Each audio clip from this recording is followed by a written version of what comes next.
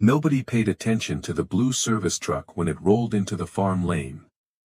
It was dented on the passenger side. The exhaust coughed when the engine shut off, and the man who stepped out of it looked more like someone hired to fix a baler than someone who had come to buy a farm. But when the auctioneer finally lifted his hand toward 216 acres of foreclosed Wisconsin farmland, that mechanic reached into the pocket of his worn canvas coat, and changed the entire room without saying a word. The men in clean coats had come prepared, they had maps, they had financing, they had already spoken about the land as if it were waiting to be divided. The mechanic had none of that. Only a folded cashier's check, a number he refused to cross, and a memory from 14 years earlier that still followed him like a bruise.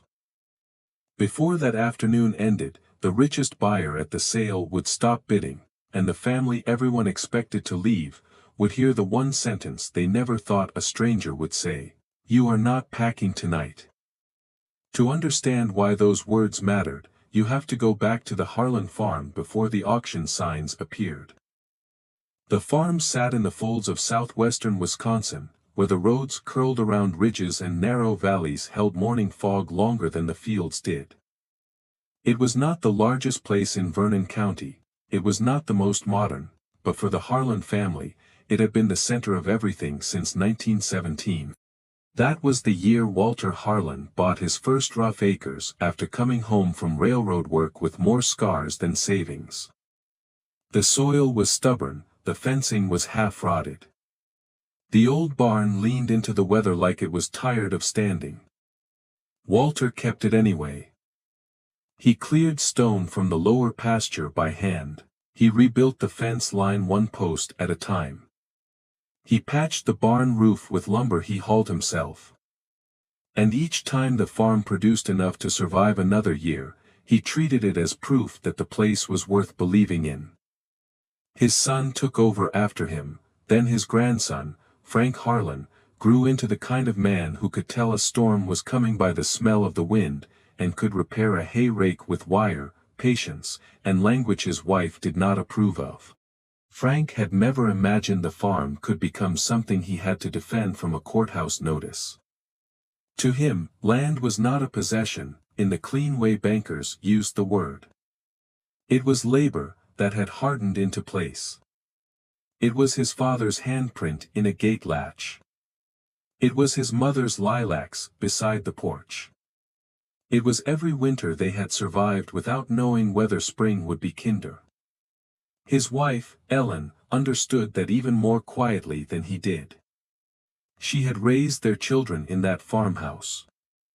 She had canned vegetables in the same kitchen where the linoleum curled near the stove. She had kept bills in a drawer beside church receipts, seed catalogs, and school pictures. She knew which stair creaked at night and which window frame iced first when the temperature dropped.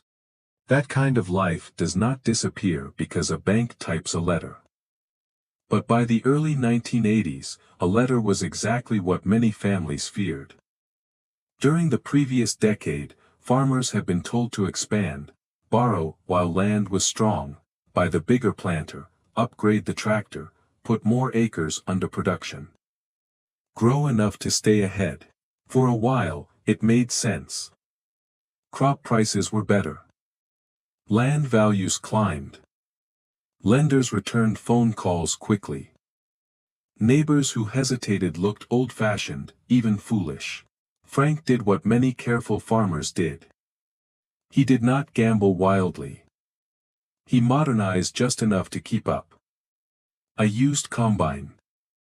Drainage work in the south field, a larger loan secured against land that seemed, at the time, to become more valuable every year. Then the world tightened.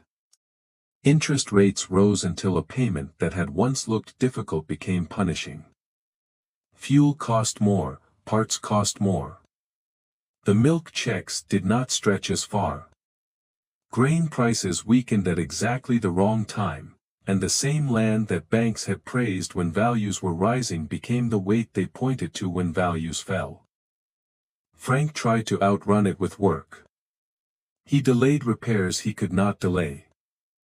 He sold calves earlier than he wanted. He took custom hay jobs after his own fields were done.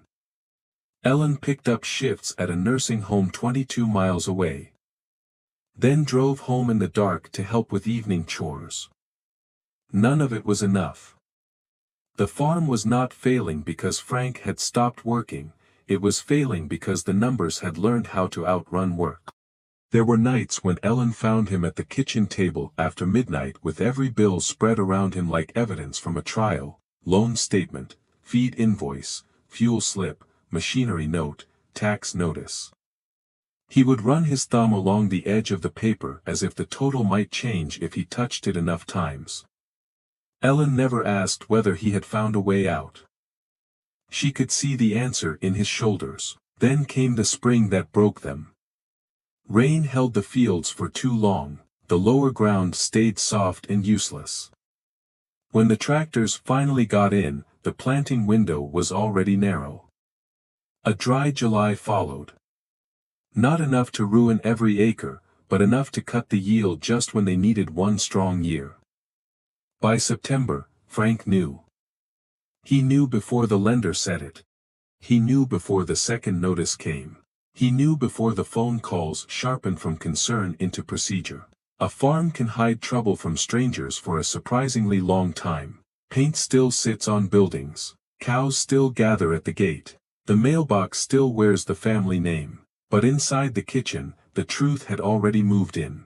The foreclosure notice arrived on a Wednesday afternoon, folded inside an envelope Ellen recognized before Frank opened it. He stood by the stove and read it once. Then he read it again. Then he sat down as if his legs had quietly lost the argument. The bank would force a sale unless the debt could be settled. The house, the barn, the acreage, the machinery that still remained. Everything would be offered in public. Ellen did not cry at first. She looked toward the window over the sink, where she could see the old maple in the yard and the low roof of the milking parlor beyond it. Then she said the thing Frank had been trying not to think: where do we go? He had no answer. News moved through the county the way bad weather did. Quiet at first, then everywhere. At the feed mill, men lowered their voices when Frank walked in. At church, people shook Ellen's hand a little too long.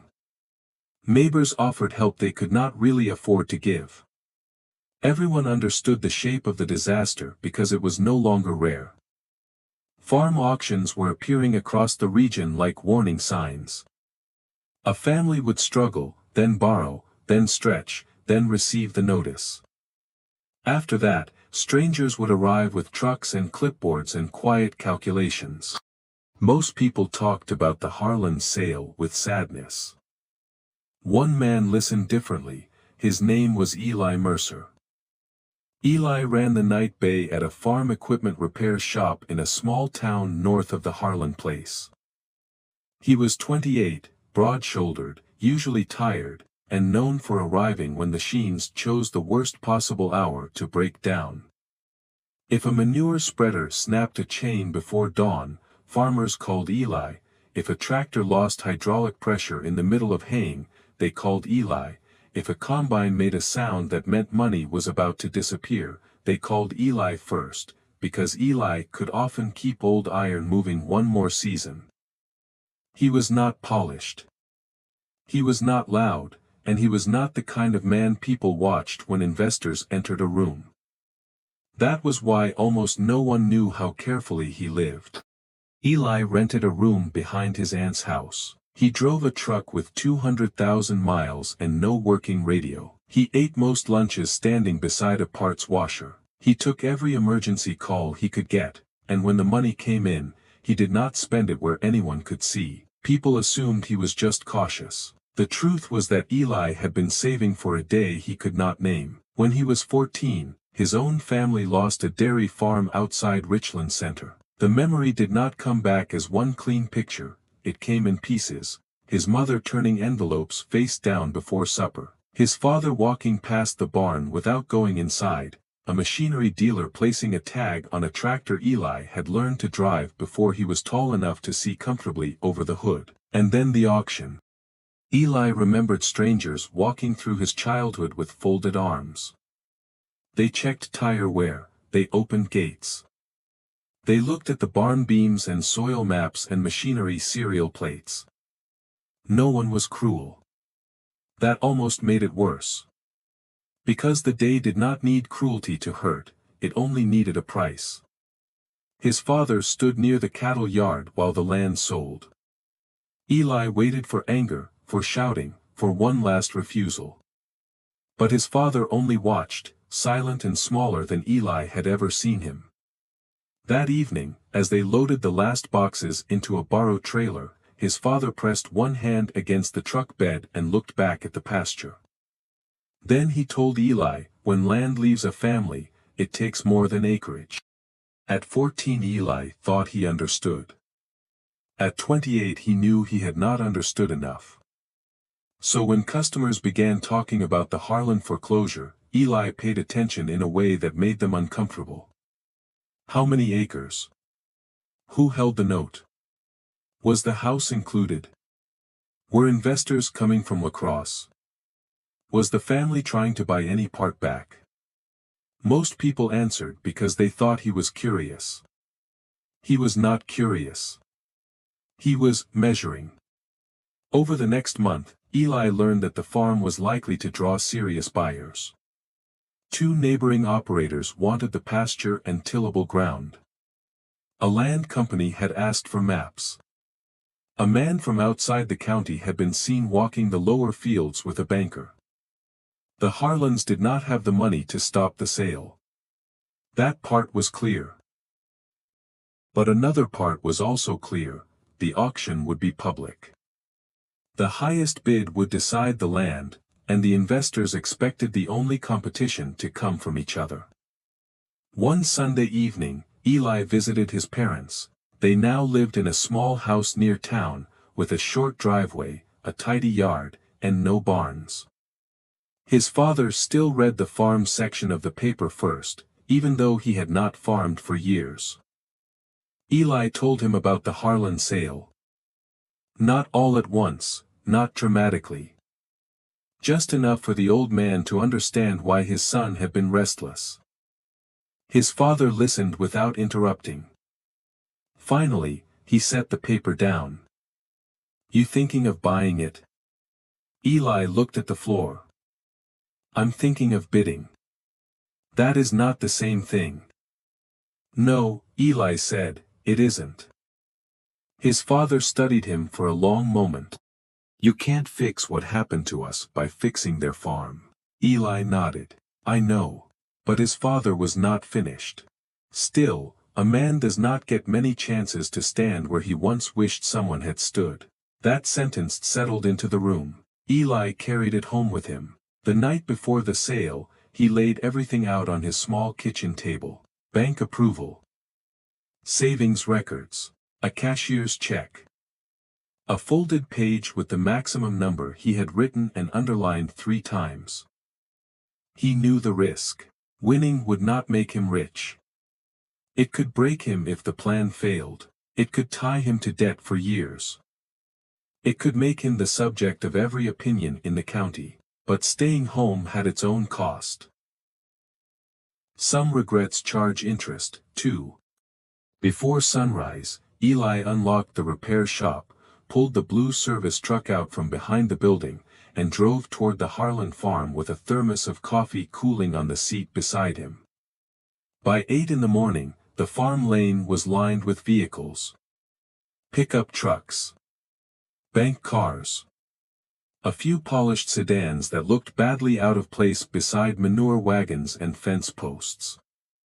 Neighbors came, too, not because they could save anything, but because leaving the Harlans alone would have felt like another kind of loss. The day was cold enough for breath to show. Frost silvered the pasture. The barn doors stood open. Auction flags snapped against the wind. Frank walked the yard before the auction began. He paused at the machine shed, then at the milk house, then beside the maple where his children had once tied a tire swing.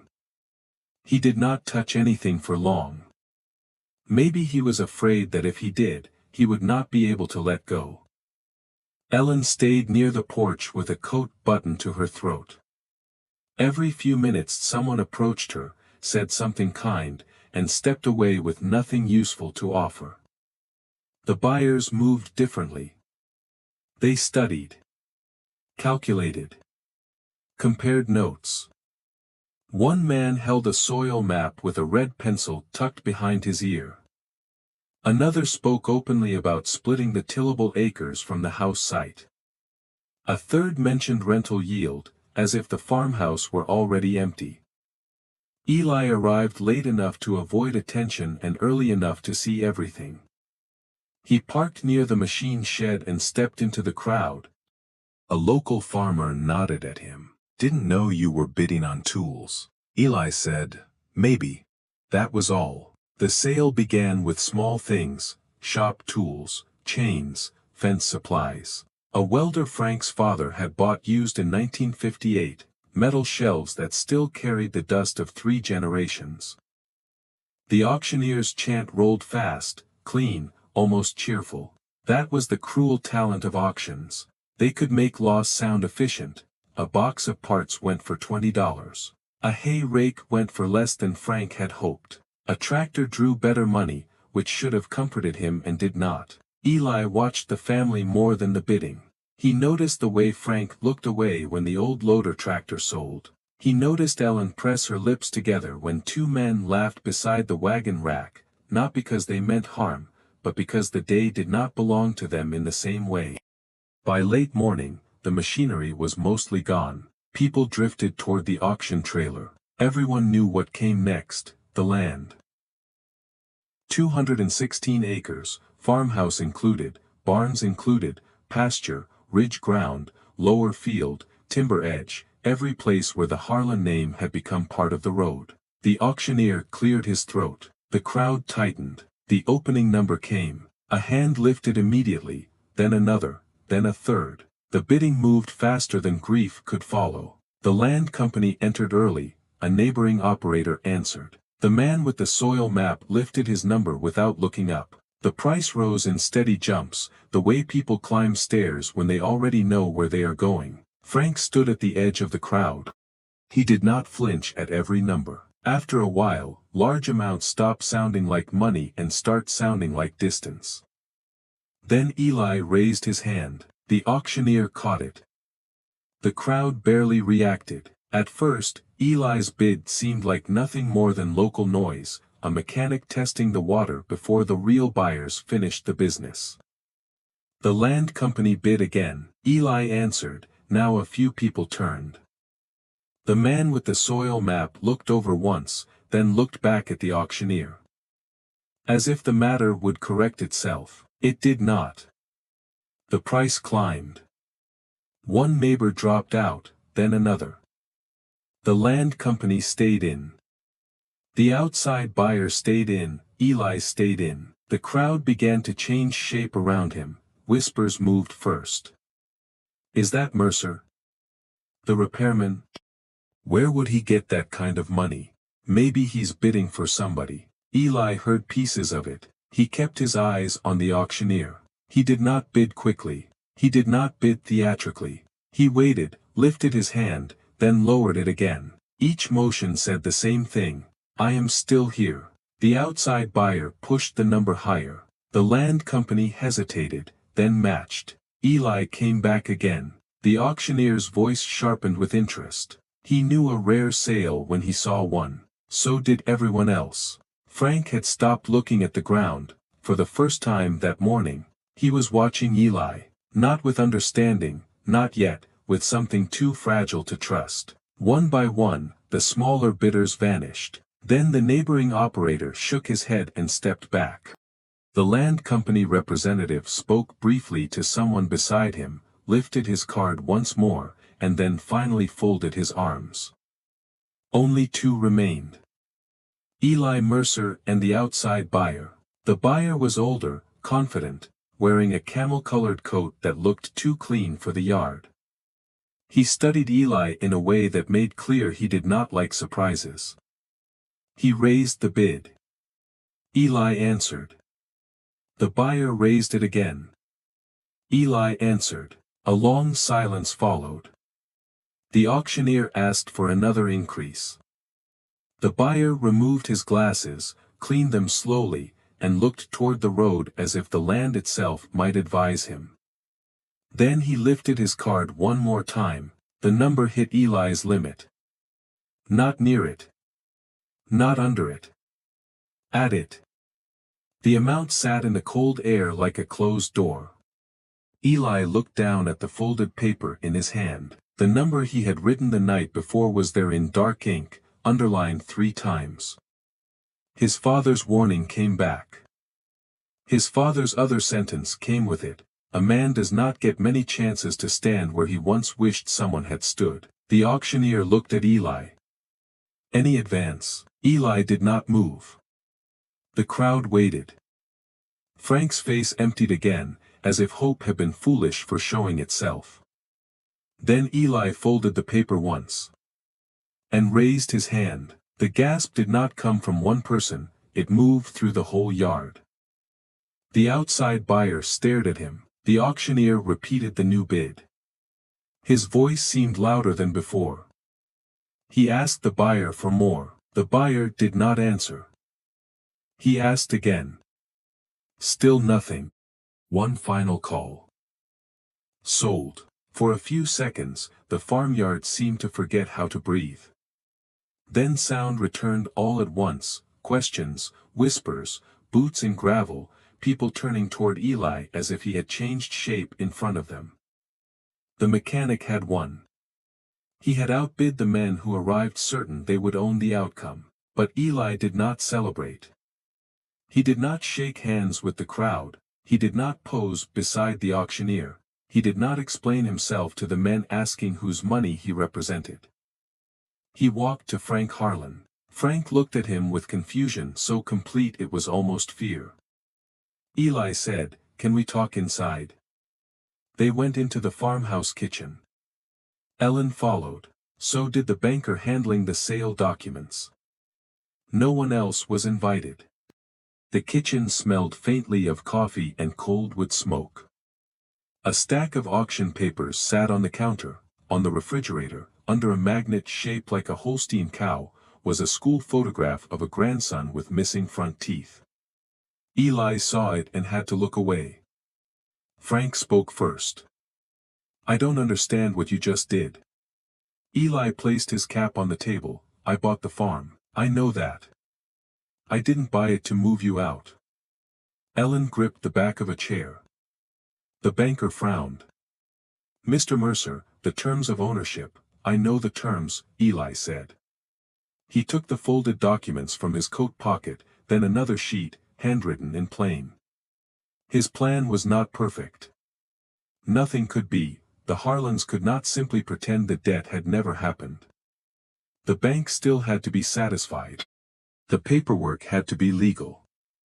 The risk had to be real for someone. Eli was willing for that someone to be him. He would take title through the sale. Frank and Ellen would remain in the house under a long lease for less than rent in town. Frank would keep working the acreage with Eli's help repairing equipment and restructuring what the farm produced. A portion of annual income would go toward buying back shares of the land over time. If the plan held, ownership would return, piece by piece. Not overnight. Not through charity that humiliated them. Not through a speech in a farmyard. Through work. Through paperwork. Through years. Frank stared at the sheet. His hands trembled before he placed them flat on the table. "You don't even know us." Eli looked toward the window. From there, he could see the barn, the yard, the people still standing outside, waiting for a story they could repeat. "My father lost a place like this," he said. "I know enough." Ellen began to cry then, not loudly. Just one broken breath after another, the kind a person makes when they have held steady too long. Frank turned away. The banker, to his credit, stopped talking. Almost an hour later, the kitchen door opened.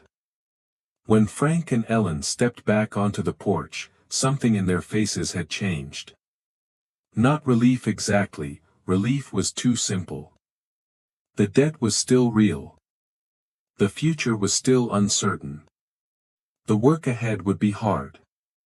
But they were not leaving that night, and sometimes the first miracle is not a miracle at all.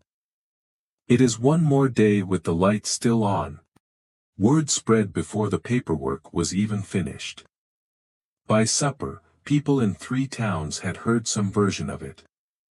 By the next morning, every version had grown larger. Some said Eli had bought the farm outright with hidden money. Others said he had shamed the investors. Others claimed Frank had known all along, which he had not. The truth was quieter. Eli had prepared for years without knowing what the preparation was for. He had saved money that could have bought him comfort. He had built trust with farmers who later agreed to help the Harlans cut costs. He had negotiated with the bank hard enough to make a plan possible. And when the moment came, he risked his own future to give another family a path back to theirs. That did not make the years easy. The first winter was brutal. The Harlans sold equipment they did not absolutely need. Eli spent nights in the machine shed rebuilding an old tractor instead of replacing it. Ellen kept working outside the farm.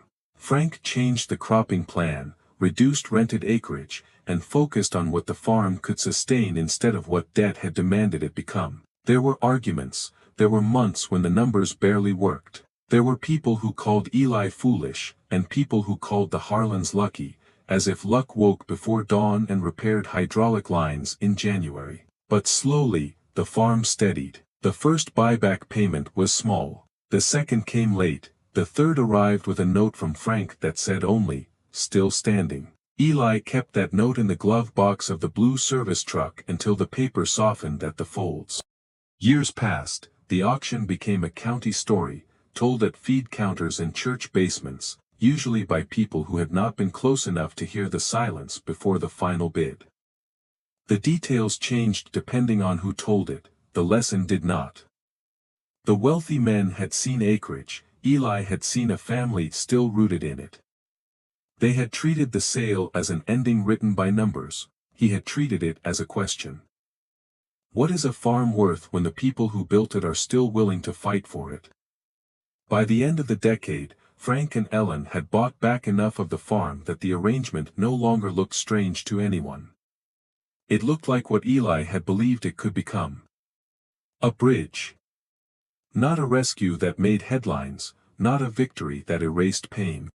A bridge built from risk, patience, and the refusal to let a bank sale decide the whole meaning of a life.